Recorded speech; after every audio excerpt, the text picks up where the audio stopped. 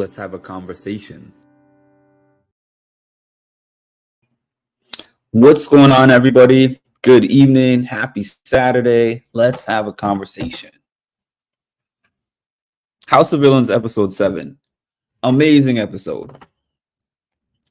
I personally, when I watch House of Villains, I keep saying this. I don't know which of my viewers watched all of the VH1 selection of reality TV shows.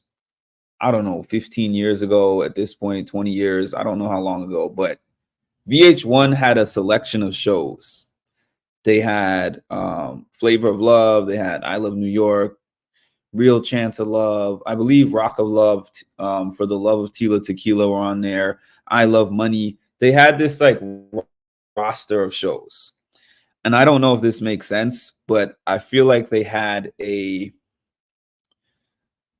serious kind of set of reality TV shows on MTV and CBS and other channels. And I felt like the VH1 shows were the ones that kind of embraced trash TV, where the people on there were clearly on their, not just on their living. There was the real world where the goal was to just capture these 7 strangers living and doing whatever in the real world.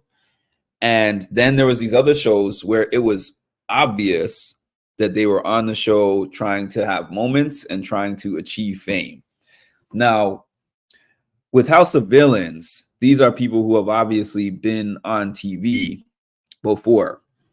Some of them for many years, and some of them haven't been really in that spotlight for a long time and are coming back to the spotlight.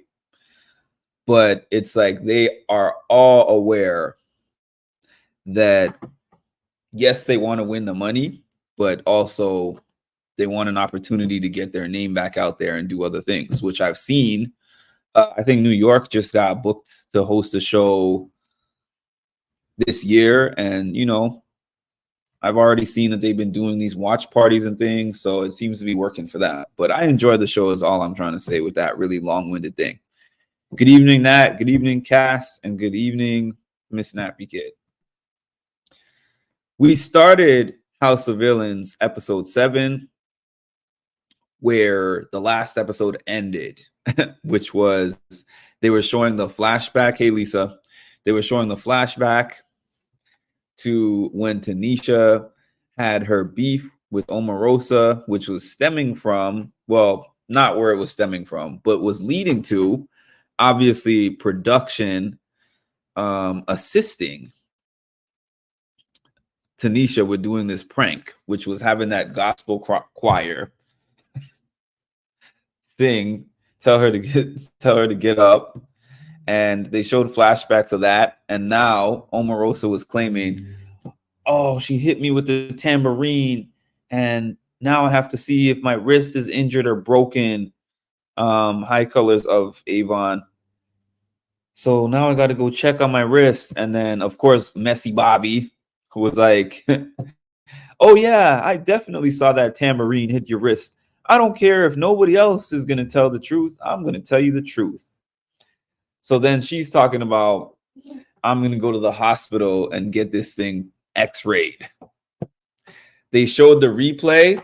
This is why I find this show to be so funny. Because a Big Brother, for an example, goes so hard on not letting you see anything production does. You rarely hear a production voice telling them something in a diary room entry. You do not see a cameraman ever. They cut the camera people out of the footage. This one will show you the cameraman standing right there. You'll be listening to what the production is asking them. They'll show all this behind the scenes stuff. That scene with Johnny Bananas and Kareen, they doctored that. I mean, they filmed that. They filmed like 2 scenes. One with him and her when she was still there, and one with him and her and the doll after she got eliminated. So this show is kind of, I guess the prize money is real, but it's kind of a parody to me. I can believe it now. I never saw Bobby on his original show, but I can believe it now that I've seen him for 6 episodes. Bobby immediately was like, "I'm the head villain in charge. I'm the best villain in television history." He's definitely one of the most interesting. I'll give you that. It makes me interested to see his original show because most of them I have not seen them on their original show.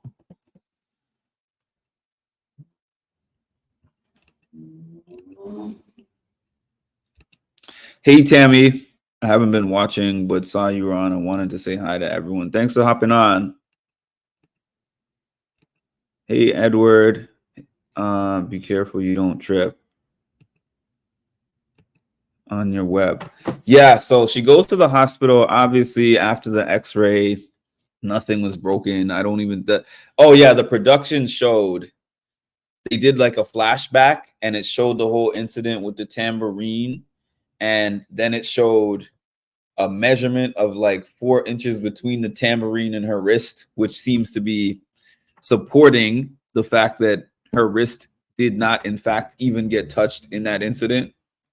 But they gave her some kind of splint. She came back in the house. They said, "Oh, you can't be within 5 feet of her." I can't believe this is real. I just can't believe that this is a real show. Oh man. And that everybody on there, most people on there are like 40 plus and acting acting more wild than 20-year-olds that you see on certain shows. Then again, I have noticed that they always seem to have a drink in their hands. So it seems like they are a little bit more liberal with the drinks. Maybe that has something to do with it too. Who knows? Hi, Holly. Hi, D. Hi, Ma. They were placating her with that splint for sure. For sure, they were placating her with that splint. And it seems like production is willing to do anything on this show to make a story funny or interesting. I mean, how do you go about getting production to hire an entire gospel choir to wake somebody up out of their bed? That's how you know this show is aiming to just be viral and wild.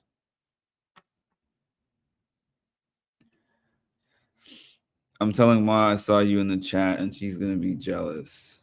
Oh, never mind. Ma's here. I thought there was going to be a real fight between Omarosa and Tanisha. Another hi to everyone in the chat. Please don't forget to hit the like button. Yeah, so she came back with the splint. So they had this, they were showing Johnny Fairplay talking about how he never won individual immunity on Survivor. So they were bigging that up. He was like, I talked to everybody in the house, and everybody agrees that if they have the opportunity to throw me the competition win, they're going to throw me the competition win. He said, I have now made friends and been friendly with everyone in the house. And I think that that is going to pay off for me now. So the challenge is a real simple, which is basically pass the hot potato around. You get this suitcase that they had, and the last person holding the suitcase wins. You pass it around once. Each person gets the chance to pass it around once, and the very last person holding the suitcase wins that particular challenge. So, you know, the second to last person, or the last person, the second to last person, I was right the first time, who held the suitcase was Bobby. And Bobby was choosing between giving it to Johnny Bananas or Johnny Fairplay, which is something that would have very different outcomes for each one. So if he gave the suitcase to Bananas, then Fairplay wins that game, and vice versa. So he goes through all this different conversation and scenarios, and he ends up giving the suitcase to Fairplay. I love the fact that you told me about this show. Love it, Mark. I'm glad you love the show. Omarosa is not injured. That woman probably went out and bought that. She was like, "Could you take me to CVS real quick?"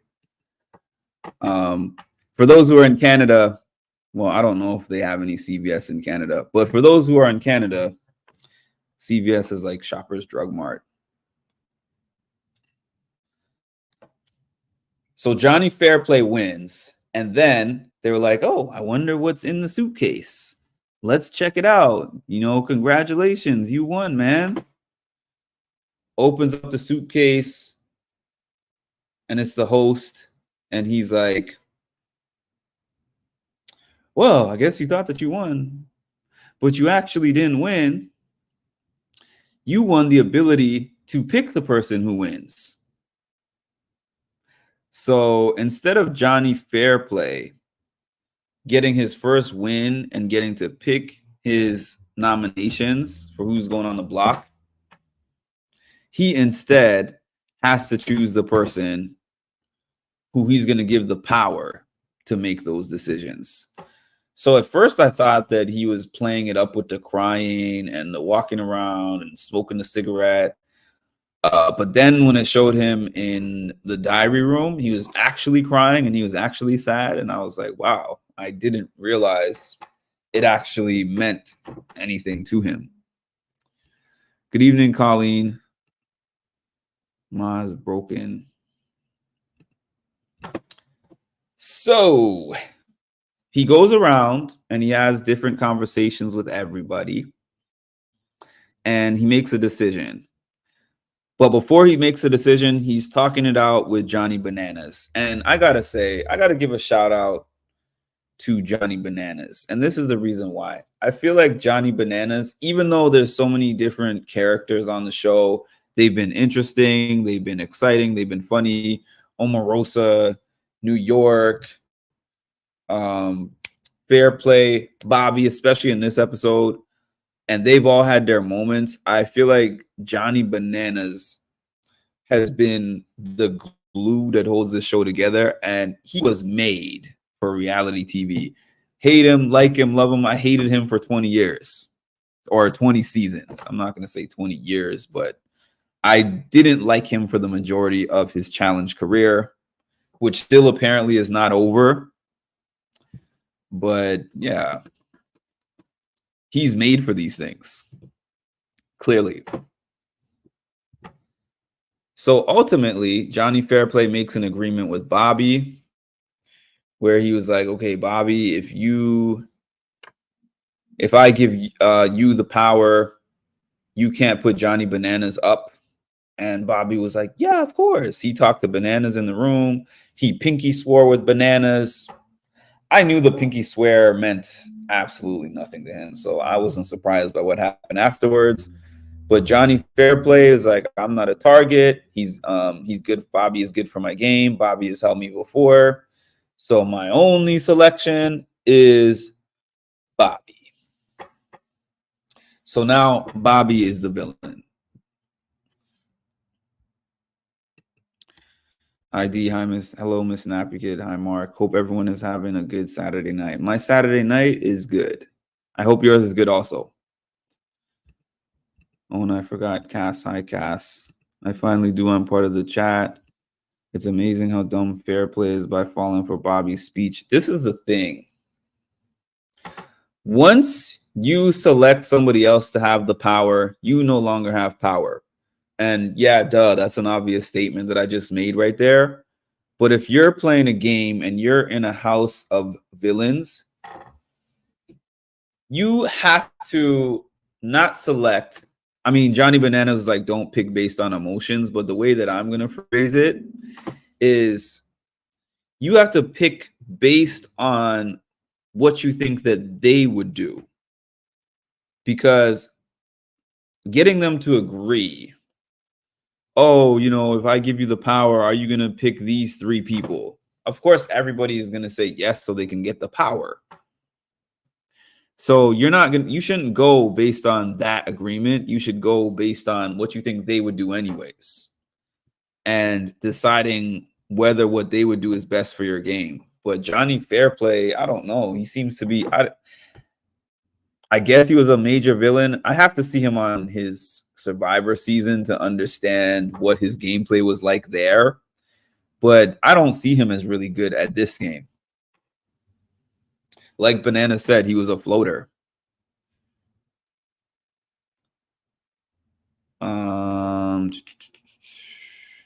Yeah, so he picks Bobby. And now Bobby picked Fairplay and Omarosa to go on the luxury thing with him. But let's skip ahead a little bit. Get to this end. We get to this nomination, which was the biggest thing in the episode. The nomination ceremony. So we're all like, what is Bobby going to do? Is Bobby going to stay true to his promise to Fairplay, which I did not think was going to happen? Or is Bobby going to take a left? And how left is he going to take this? So Bobby gets up there. He makes his first selection. His first selection is Shake. Shake goes on up there. His second selection, he tells Johnny Fairplay he's sorry, but he has to nominate Johnny Bananas. Sorry, I feel a sneeze coming on. He said he's sorry, but he has to nominate Johnny Bananas. And then the third selection, we're all like, what's he going to do? They show Omarosa talking to Fairplay. Fairplay's wondering if it's him. Omarosa is wondering if it's her. He says, my third choice, I'm going to nominate myself. And I'm waiting for him to be like, psych, I'm just joking. I'm not nominating myself for real. I just wanted to do something dramatic. But no, he indeed nominated himself to go up there. And he was basically saying that he believes that he can beat Johnny Bananas and Shake and take himself down and ensure that one of those two goes home. And everybody was standing there and they were like, is he allowed to do that? Tanisha was like, wow, what's going on here? You can just put yourself up on there? What's happening? Omarosa was shocked. Everybody was shocked. So Joel was like, oh, I just made a call to production. Production says that that's allowed. So that's who's going on the block. He just walks off and that's the end. And I'm sitting here and I'm like, what a show and what a choice. Let me see how much the winner gets. I think it's $200,000. House of Villains. House of Villains.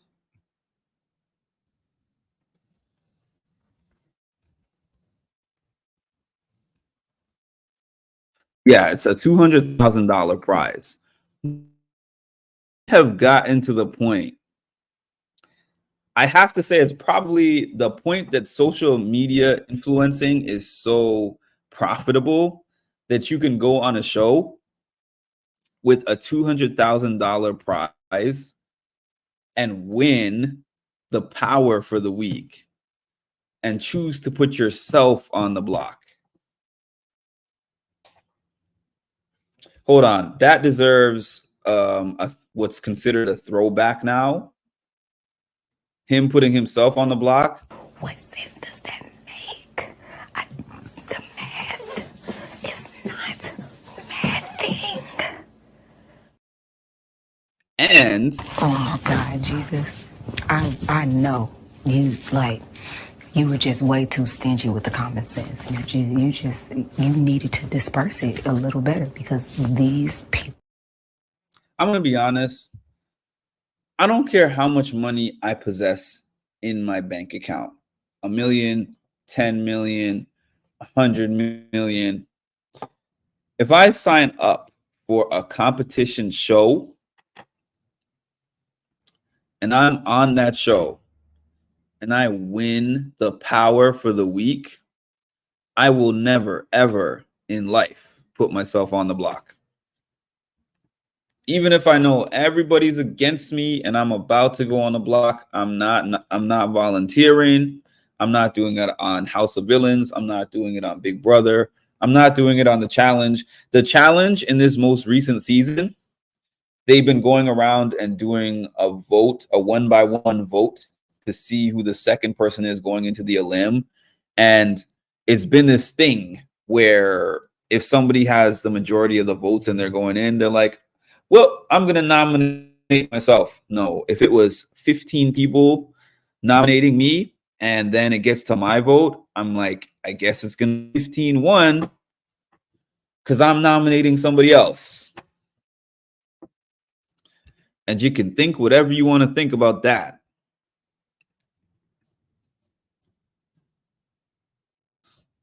My mind was mind blown when he said himself, why did he not put fair play? I assumed that he was going to put fair play. I can't wait for the next episode. I'm so hyper about it. Tanisha lost weight too. She looks good. I mean, if people are permanently going to be dumb, then there's permanent need for that clip.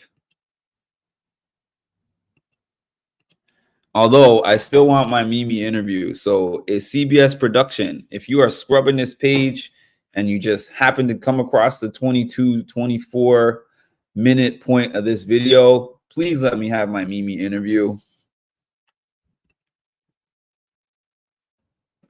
This is what I was saying in the Discord. I'm like, this is either going to be, I don't know, one of the most epic moves in competition show history, or one of the dumbest, and we will find out soon. Basically, it's going to be one of the dumbest moves if he does not get out Johnny Bananas. That's how I feel. I feel like Shake is kind of inconsequential to this game. He doesn't really have many allies like that. But if he does not get Bananas out, we have seen this is the most vengeful man in TV show history. This is what I'm trying to say. You were so cunning and you were able to lie your way to get that power. Now take that power and do the easy route. I like it for TV. Trust me, I like it as a TV moment. But would I do it myself? No, not a chance. I hate when they do that. You got that right. Damn straight. Hope you get it, Mark. Yeah, it looks weak when they do that on the challenge. It only looks cool when you go down into elimination on your own. Yeah, it's stupid when 12, 13 people are voting for you already and you're like, well, TJ, I'm going to be the 14th vote because that's the honorable thing to do. Now, if it's a case of you not being nominated and you're like, TJ, I'm going in and there's no reason for you to go in, okay, that's different. But if everyone was voting you in anyways, yeah, that was an epic fail for Jordan. Even though Jordan is still one of the GOATs in the game, that particular move, flipping all three of those things over to get Bananas. In fairness to him, though, of all the things to get, it was like something that heavily involved the usage of your hands. Very heavily. Even though he has won other challenges that did not involve, that kind of did involve your hands. Like he won that rope challenge against Josh. But yeah, that was a fail. But I think that what I've seen of Bobby on this show is that Bobby is really just trying to make epic TV. I feel like that was the case for New York. I feel like that's the case for Omarosa.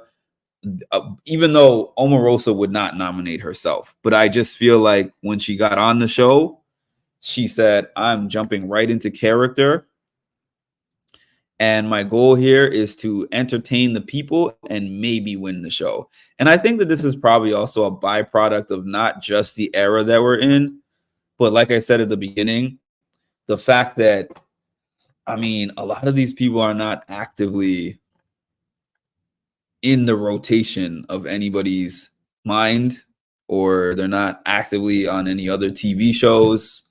So they're like, I want to make the most of this 15 minutes. I don't even know if this show is going to have another season, which I think it will. I think that a lot of people are giving great feedback, but I'm talking about them when they were in there at that time. They're like, this is a pilot show. So we don't know how it's going to do, how it's going to be received, how it's going to look.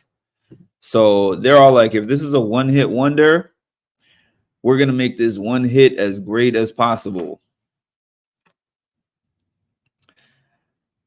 I actually wanted him to win that elimination too. And the funny thing is, I am not even, well, I'm a Jordan fan now, but at that time I was not even a Jordan fan. So I just considered Jordan the lesser of two evils between him and Bananas. Like, I hated Bananas so much that I was like, okay, I would love to see him get humbled by Jordan.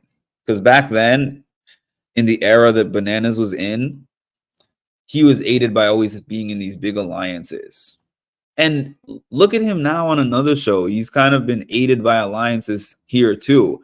I honestly thought that when he got in the house, everyone was going to say, well, he's done probably almost as many shows as all of us combined. So let's get him on out of here first week. I thought that he would have the biggest target on his back.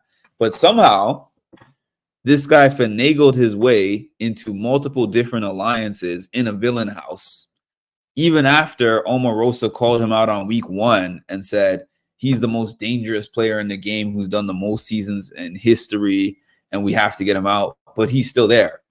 Bananas has a way, I feel, of just minimizing his threat level with jokes and stupidity. Like when Bobby did the pride party right after he won, Bananas was all up in that with the wig and the lipstick and the heels, and he was walking down the stairs and he was strutting his stuff. You know, he leans into that character, and I think that that really minimizes his threat. Even though I would see him and be like, that's Johnny Bananas. Let's get him on out of here. I wish we got more people like that on this season of the challenge. Well, yeah, because the challenge today, the challenge back then, we had real world people and other like road rules people that happen to be athletic for some of them. And the challenge today is we search for the athletes first, and the personality part is kind of optional. Who would you want to be casted for season 2? Season 2. I would love Jag to go on that show just to get humbled real quick. Let me see from the shows that I watch. Villains from the shows that I watch. I would like Wes to go on House of Villains. I would probably like CT to go on House of Villains.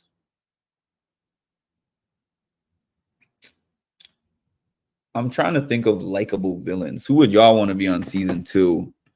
Who's on other shows? I guess we can go way back for this because they did that for some of these people. House of Villains. Throw Flavor Flav on there. Get him back on TV.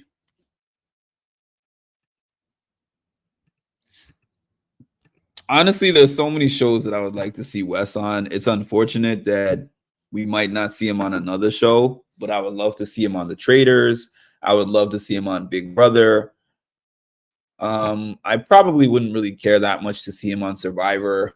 Well, I'd probably enjoy seeing him on Survivor, but they'd probably get him out early.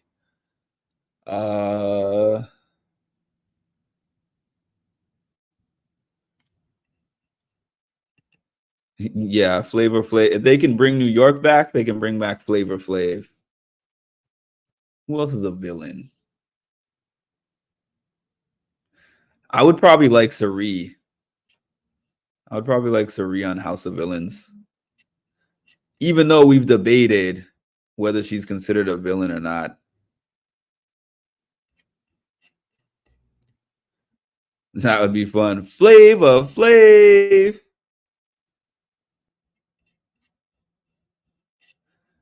Yeah, but that's my recap. Yeah, who would y'all know? Before I go, let me know who you would want on a season 2 of House of Villains. Honestly, I didn't even know more than half of these villains. So that's probably part of why Johnny Banana's presence has been carrying the show a little bit for me. Yeah, it's kind of debatable whether people consider Giesling a villain, but people were saying that in my comments that some people consider Dan Giesling a villain. So if he's considered a villain, I would love to see him on the show. Sari was definitely villainized on BB25. Ooh, Janelle. I would love to see Janelle on there, and I would love to see Rachel on House of Villains. Rachel on House of Villains would be very good. I hope that she's not on not Celebrity Big Brother, but Reindeer Games. Not because I don't like Rachel or anything, but just because I feel like this current era is too censored for us to see Rachel really enjoy. But obviously, House of Villains is much less censored than Big Brother, so that's why I would like to see her on there. Russell Hantz. Omarosa wearing a wrist brace. That was funny. She's so dramatic. She is so dramatic.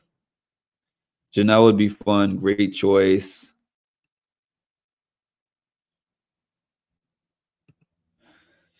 This is going to sound like a funny pick, especially for people who know my feelings about this particular person. I feel like I would love Josh Gonzalez being on a House of Villains. I mean, Martinez. Sorry, not Gonzalez. I know somebody named Josh Gonzalez. I would love to see a Josh Martinez on House of Villains because I just think that it would be chaotic and hilarious. There would be a lot of crying. There would be a lot of yelling. Jerry from Survivor. I don't know Jerry from Survivor. The goof. Bring me the goof. I think he would be hilarious on House of Villains. There's a lot that goes on that show. The show is kind of just a big throwback to the way that reality TV used to be. So I really like it. Anyways, that's my recap. Thank you to everyone for tuning in. Please make sure to like, comment, subscribe to the channel, and hit the notification bell for when I drop some more great content. Thank you so much, everybody. And I hope that you all have an amazing evening.